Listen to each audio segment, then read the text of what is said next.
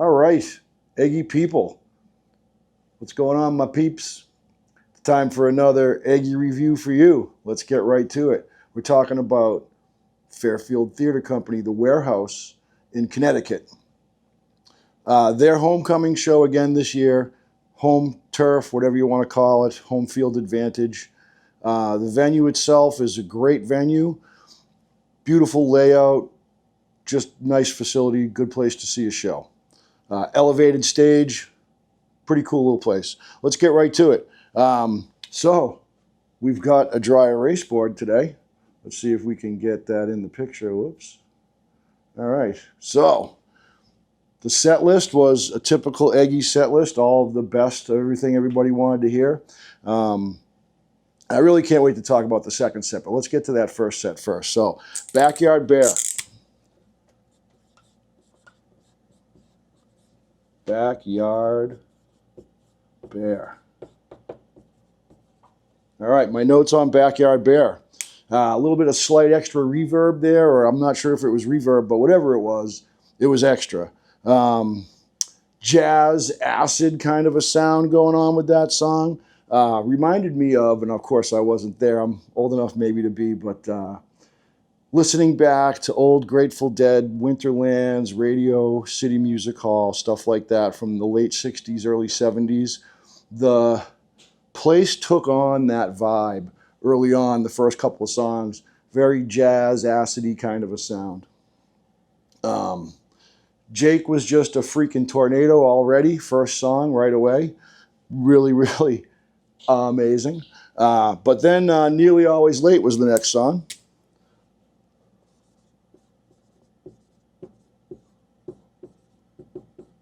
All right. Don't mean to turn my back on the camera like that, but for Nearly Always Late, it looks like Alex has a new drum kit, and at this time was when we kind of noticed that where I was standing, I couldn't see the drum set, but I could hear it, and you'll hear it when you hear it. So I will say the recording, the FTC video on YouTube sounds exactly like it did at the show. The echo that you hear, the reverbs, all that stuff was there present in the room. And Alex's kit seems to have a little bit more sibilance than it did before. A little more splashiness on the cymbals. I don't know. It sounds like it's almost like, I don't know if drums have notes, but it almost seems like it's an octave or a note, half an octave maybe higher in sound than his old kit was. I don't know.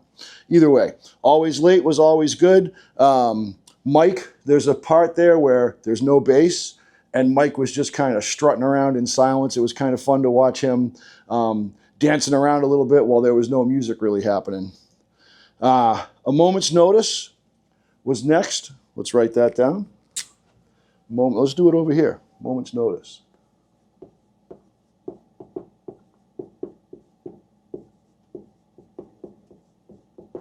Moment's Notice. Moment's Notice, short and deep.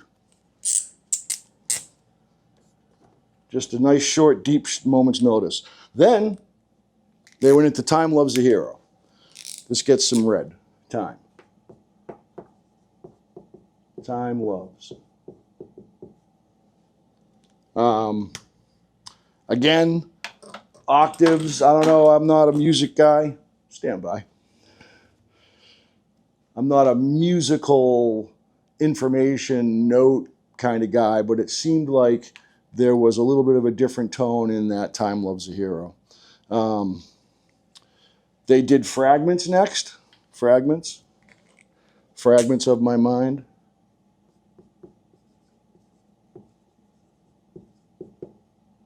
Fragments. Fragments was really good. My notes on Fragments are as follows. Let's see. We have notes. Stand by, folks. We're going to try and make this quick. Fragments. Hopping strums. Jake was strumming. So if you watch the video of Fragments, there's parts where he's just strumming away and other parts where he's kind of plucking and picking. There was absolutely raining keyboards and I just felt like piano keys were just falling out of the sky. And Mike and Alex were an absolute diesel engine, just nonstop, steady, reliable, just right there the whole time. Something that Alex and that Jake and Donnie could just kind of lay right on top of and really lean on. So it was really nice on that. And then let's see, the last song in that first set was Northern Lights. Northern Lights.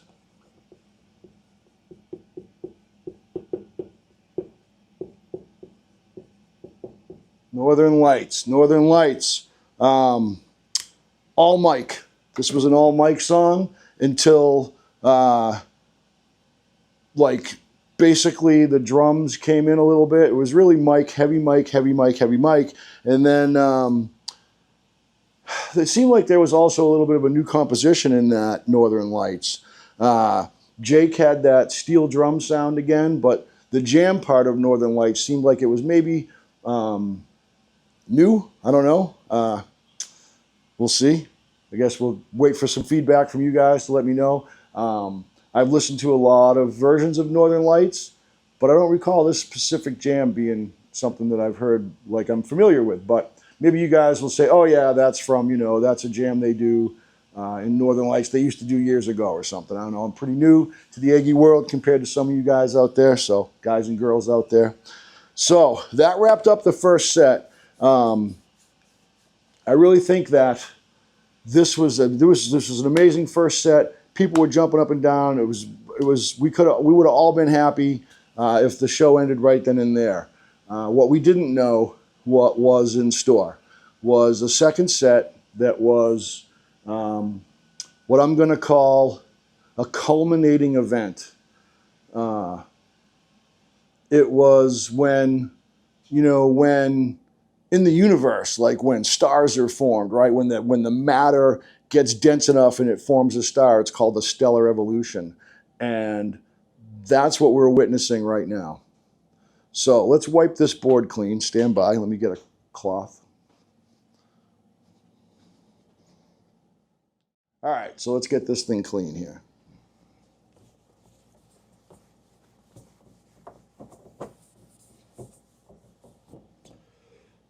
So like I was saying, that first set was amazing. You saw the song list. The second set, though, I'm just going to read this here. Set 2, You, Atomic Age, All Wheels Turning, Remind Me, What I Know, Smile, Sister Golden Hair. So keep that in mind. Hold those songs in your mind. You, Atomic Age, All Wheels Turning, Remind Me, What I Know, Smile, and Sister Golden Hair. All right, let's take a look at those notes. So, set 2, a lot more notes in set 2 than there was in set 1. So, now let's see, set 2. Oh yeah, one thing I didn't talk about was the lights. Man, oh man. The band is already great, but when you add in the visuals of a good light show, it really enhances the experience. Set 2 basically had everything that you would possibly want in any musical experience, really. It was that You came out, very, very good You. Jake had that guitar moan going, and the echo on Alex's voice that you can hear in the audio was there. There was also almost a sing-along part where the audience was really into it with the lyrics. Let's see, other notes I have on that. This was like Donnie and Alex. Check that. Mike and Alex were ground control for a couple of astronauts named Danny, Donnie, and Jake. Okay. I had visuals in my mind of literally like Houston ground control, Mike and Alex just holding it down like, Houston, we got you, astronaut 1 ready for the walk. So, they were making sounds like I would want to hear if I was cut loose from the space shuttle in my spacesuit just kind of floating in space. I mean, man, oh man, listen back to this show and you will see what I'm talking about. Just fantastic sounds, angelic sounds coming from these guys. And then when they went into Atomic Age, Donnie was like holding the last note from you. I don't know how it's done, but he was holding a note. I don't know if it was the first note of Atomic Age or the last note of You, but he sustained this kind of one note piano note as Jake came in with the guitar sounds from Atomic Age, and then Donnie filled in behind him. And Atomic Age was just astonishing. Let's see what I got for that. Stand by, folks. Yeah. Donnie holds the last notes of You. It's like the squawking key drop. I'm yelling, yes, yes, yes, give it to me, because I know Atomic Age is coming. And people are looking around at me like, a couple people were kind of surprised I was calling the song before they even, they could really hear it. But yeah, I knew it was coming. Neo Soul, right? Somebody out there threw this label on them, Neo Soul, for one of the videos or something I saw on maybe the release online. So it was kind of fun to see that in action. It was like a church of love right there before my eyes. And Alex had these like machine gun rat-a-tat sounds coming out of it. Jake had incredibly complex rhythms. You could see him constructing something in this Atomic Age. I mean, it was an Atomic Age for the ages. This song has already matured just from the moment it was born live to us only a few weeks ago. And they've been playing it at pretty much every show, which is just absolutely fantastic. The crowd loves it. Man, I'm telling you, I got so many notes on this. It was like a four-way crescendo. You'll hear it when you listen back.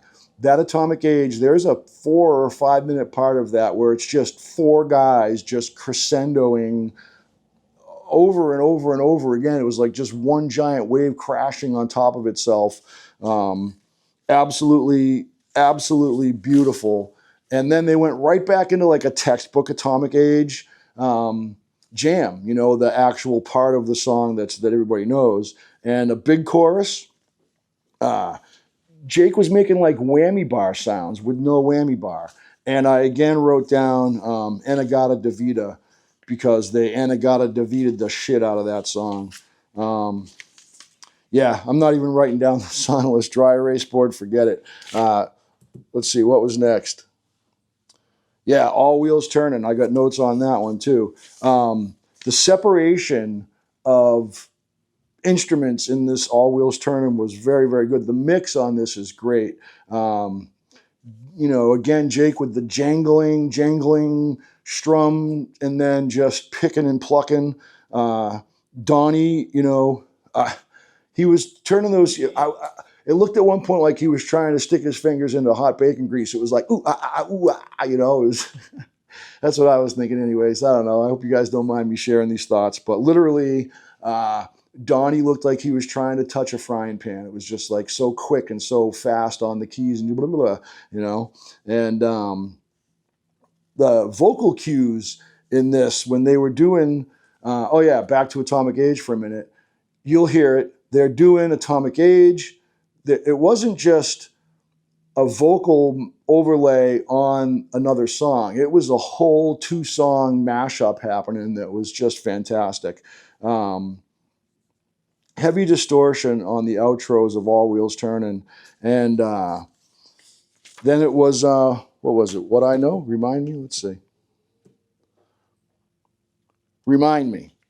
Again, heavy distortion. Then, like, Jake had this real heavy distortion on the guitar, and then the beat emerged. Again, Alex's new drum set, very present. You can hear the new sound that drum set's putting out. It seems like I said, a little more sibilance, a little more splashiness to the sound. And Mike was double timing on this song. It was just, when you hear the bass line, you'll hear it. I don't know. I zoomed. I got a couple of videos, 1 or 2 minutes long, of just zoomed in on his right hand, where he's just, you got to see it to believe it. And in this song also, Jake was doing some things with the guitar where he was kind of like holding the body and pushing the neck a little bit, very, very subtle. But you could hear it. You could see it and hear it, and that was really kind of cool. And then the lights, the lights, the lights, the lights. The light show is amazing. When the band can have a light show behind them, it really helps. Next song was Smile, I do believe. Let's see, Smile. What I Know, Smile. Yeah, Smile ended that second set. Now, these words, again, don't do justice to what we saw that night. The Smile had super bright snare lines in it, big city sound, tons of wired energy still. We're in the end of the second set, and it's still really, really high energy. And Mike and Jake were very complimentary of each other in this song on the string side. They were, I don't know, I guess they're probably always playing in the same key or the same note, octave, whatever, I don't know. But the sound of those two instruments together was just so complimentary in Smile. And that was it. They wrapped it up. They went off the stage. The place went wild. And we knew it wouldn't be long before they came back out. And when they came back out, they talked for a minute about someone that was very influential in their life. A guy named Joe, last name was shortened down to Mango. I guess he was a producer or a sound guy or something for them back at a place they used to play back in the day. Gave them a lot of love, and they still remember him, and they incorporated that into the song, Sister Golden Hair Surprise. Boy, oh boy. That song by itself is a very emotional song, and if you've been around for a while, then you've heard that song a lot of times. That's one of those songs that, like, if you're my age, your parents played that in the car when you were driving around. Maybe in your youth, you listened to it a lot. And so to hear Jake sing that and know what the words are about it was very, very touching. Very, very cool to see. Great way to end a show. Again, these guys continue to impress. This was a culminating event. This was, look up the word culminating if you're not sure. This was like the bow on top of Vegas, right? And now we're going to go international. We're going to Toronto tomorrow to see him, and then they're going back to Vegas again in a few weeks. And it's just amazing to see the peak that they're heading for, you know. And I hope the peak itself isn't actually years away, but you can see what's happening. It's really starting to happen. The rooms are full. The energy is really high. The community is growing. Love to see all of you out there. Be a part of it. Get to a show. Buy their merch if you can't. Just keep supporting the band. They will make you happy. They will make you feel better inside. They will make you a better person just because you've internalized their lyrics. And yeah, that's all I got. So with that, that's my long-winded review of the Fairfield Theater Company, Eggy at the Warehouse, May 4th, 2024. Thanks for being with me. Peace out. That's it.